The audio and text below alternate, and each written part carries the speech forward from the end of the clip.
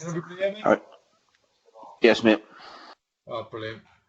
Right, way of an update. So there is not a lot that's come out at all. There's been some comms, just little updates about the M4 Smart Motorway, webinars, and making your own face masks, etc.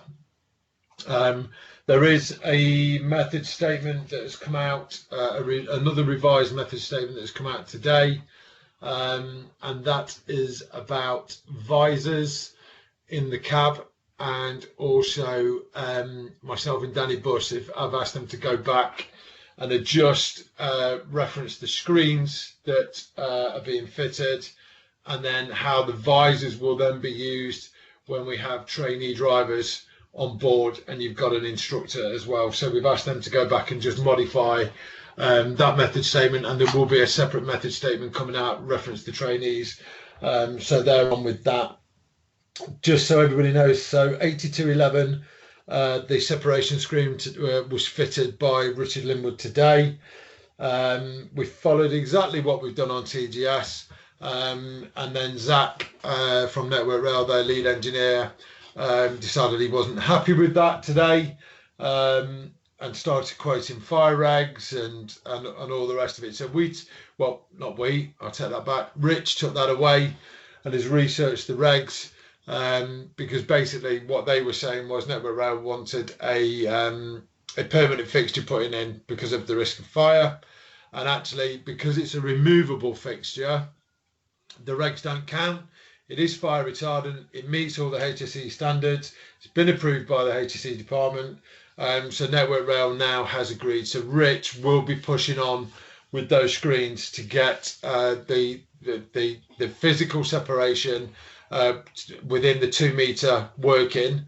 And as I say, that will reduce the need for guys to be in visors when you've got a route conductor and driver. However, when we do reintroduce the trainees back to the machines, okay, those trainees will be in the cab as well. So the driver and instructor will need to be on a visor. So again, those method statements are being done. There was a couple of things around pay again this week that I've seen, and thanks to Dean and all the members of the management team that have dealt with that with Nick Brooks and Michelle. I'm hoping now that we are over that hump. I think site support now understand what they need to do. Again, just one for you guys, if you can make it really, really clear on your timesheet, if you've worked a bank holiday and if it's double time, or if you haven't worked a bank holiday, however that looks, just spell it out to site support. The more information you give on that timesheet, the less chance there is of a human error, and less chance of them having to then go back through timesheets and everything else, because it has been a bit of a nightmare. What else was there to cover off with you guys today? I think that was mainly it. Oh, sorry. The last one to cover off is you would have received an email from Stoneblower this morning, reference the executive survey around health and safety. Look, this business is, I think we've got, somebody correct me if I'm wrong, I think there's about 1,500 people within the rail and plant business, and there has been a really poor response to Mick Rayner's survey. And I know some of you guys probably just think, well, look, can't be bothered. It's nothing to do with me what the executive want to do on the health and safety side of it. The questions when you look at them, guys, are based around you being able to give some feedback of your thoughts. One of them is, do you feel that the health and safety of rail and plant has got any better during COVID-19? Or do you feel that we've actually got worse during COVID-19? Or do you think that we've stayed the same steady state? And then there's also a question right at the end, which is, can you give us any more of your thoughts around what we can do on safety. Look, I think it takes about 11 minutes maximum to fill in. I would really appreciate it if you could spare some time and follow that link and get that filled in. It will save a few issues next week where the exec are going to be looking at, right, okay, well, how do we get the responses? And it just means that more calls, more plans, and actually it is, if you guys can just do it as you have done the other ones for me, then brilliant. It's 11 minutes and we can get our bit boxed off. Just on that as well, there's a new program. So there's myself and Dominica heading it up for Rail and Plant. So we are, me and Dominica report directly into Mick Rayner on this. And then there will be a layer below us, which is what they call the safety leadership. Now, this is where I'm going to be speaking to some guys next week, some of you guys next week, where we would like you to be safety leaders for the business. This will give you a voice.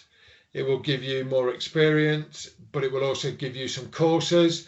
So there will be IOSH, there could be NEBOSH courses, there'll be investigation courses, and it's to get that sort of sense of community, if you want, around health and safety and what we do in Rail and Plant and how we drive that zero harm process through. It will mean that you attend meetings. It will mean that you have a direct input into how this business shapes and moves forward over the next 12 months within the health and safety arena. So I think it's actually been on the calls I've been on. I think it's a really good program. You will become the voice and the knowledge people that people will go to. So, for example, if there is an oil spill or a hydraulic spill and somebody, one of the teams doesn't know how to deal with it, you will be the people that they go to for advice. You will direct them on how to fill in their do their incident report forms, etc., etc. So it's quite a good program, and I think for the, not being discriminatory, for the younger guys that are in that have got the whole sort of working lives ahead of them, this is a great opportunity, as well as for some of the more experienced guys that want to get that level of knowledge in there as well and be able to have some more input into the business. So that is that's all I've got today. Once those screens are up, we will then start to deal with Network Rail on how we reintroduce the training staff and the trainees back onto the machines. Just so everybody knows, Alan Philpott has left the business today, and Jessica Palmer will be picking up all the training program for the new MPSBs and the other guys that are still to go through the training. I'm on some calls next week with Tony Ruby about the driver academy and the training academy and how that looks, and also the new ideas that Balfour Beatty are looking at how we learn route knowledge and how we sign that off. So there'll be some more comms coming out from there. However, for this program to work around the MPSBs, the new ones coming in, you've all got to buy into this. So I understand that if you've trained a guy up on a plane line and it's turned out to be a really, really good asset, etc. When Jess says she needs him releasing to go into an MPSB so we can learn that, that's the way it's got to be. So we won't be holding onto those resources. There'll be just a trickle through the process as we get these guys through. So is there any questions or anything that I need to take away and get some answers on from you guys before we close for the weekend? Just a quick one, Andy. It's not a question, but just to let the guys know, if we've got any day guys on, the Karsha washers for the radiators are now finally all complete in stores, and they'll be sent out to you on Monday. So I think that's a real good little change there for you guys, not having to blow the radiators out like you were doing for your safety and whatnot. I think it's a real good progress step, that one.